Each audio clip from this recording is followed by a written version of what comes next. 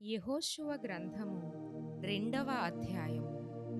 నూను కుమారుడైన యెహోషువ వేగుల వారైన ఇద్దరు మనుష్యులను పిలిపించి, మీరు పోయి ఆ దేశమును ముఖ్యముగా యెరికోను చూడుడని వారితో చెప్పి, షిత్తీము నొద్ద నుండి వారిని రహస్యముగా పంపెను. వారు వెళ్ళి రాహాబనునొక వేశ్య ఇంట చేరి అక్కడ దిగగా, దేశమును వేగుచూచుటకు ఇశ్రాయేలీయుల యొద్ద నుండి మనుష్యులు రాత్రివేళ ఇక్కడికి వచ్చిరని యెరికో రాజునకు వర్తమానము వచ్చెను. అతడు, నీ యొద్దకు వచ్చి నీ ఇంట చేరిన ఆ మనుష్యులను వెలుపలికి తీసుకొని రమ్ము, వారు ఈ దేశమంతటిని వేగుచూచుటకై వచ్చిరని చెప్పుటకు రాహాబు నొద్దకు మనుష్యులను పంపగా, ఆ స్త్రీ ఆ ఇద్దరు మనుష్యులను తోడుకొని వారిని దాచిపెట్టి, మనుష్యులు నా యొద్దకు వచ్చిన మాట నిజమే, వారెక్కడ నుండి వచ్చిరో నేనెరుగను. చీకటి పడుచుండగా గవిని వేయబడు వేళను ఆ మనుష్యులు వెలుపలికి వెళ్ళిరి, వారెక్కడికి పోయిరో నేనెరుగను. మీరు వారిని శీఘ్రముగా తరిమితిరా, పట్టుకొందురు అని చెప్పి తన మిద్దె మీదికి ఆ ఇద్దరినీ ఎక్కించి దానిమీద రాశివేసియున్న జనుప కట్టెలో వారిని దాచిపెట్టెను.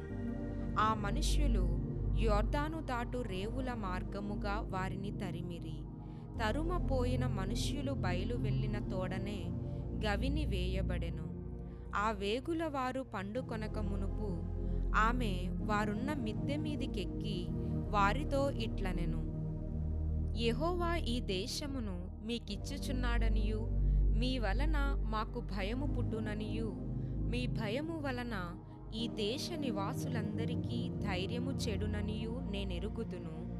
మీరు ఐగుప్తు దేశములో నుండి వచ్చినప్పుడు మీ ఎదుట యెహోవా ఎర్ర సముద్రపు నీరును ఎలాగు ఆరిపోజేసెనో, యొర్దాను తీరముననున్న అమోరీయుల ఇద్దరు రాజులైన సీహోనుకును ఓగుకును మీరేమి చేసితిరో, అనగా మీరు వారిని ఎలాగు నిర్మూలము చేసితిరో ఆ సంగతి మేము వింటిమి.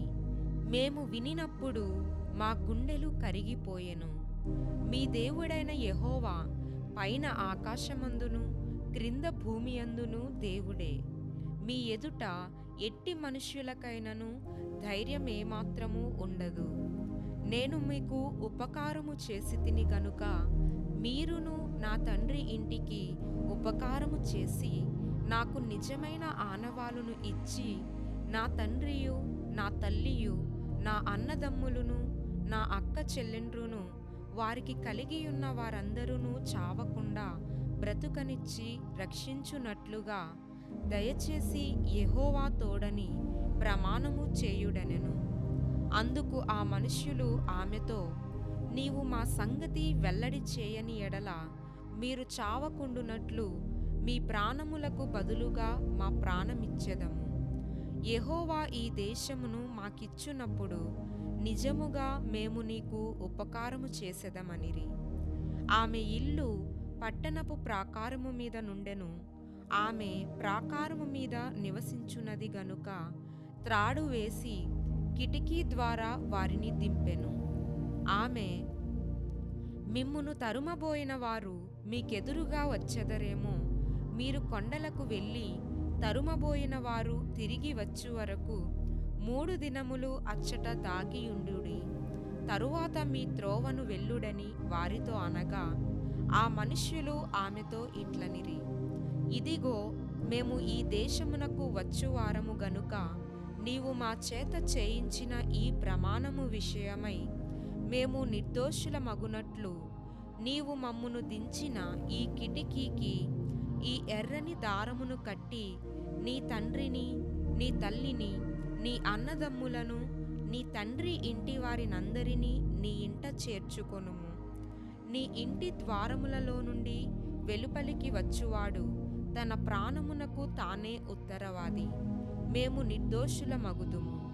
అయితే నీ యొద్ద నీ ఇంటనున్న ఎవనికే గాని ఏ అపాయమైనను తగిలిన ఎడల దానికి మేమే ఉత్తరవాదులము.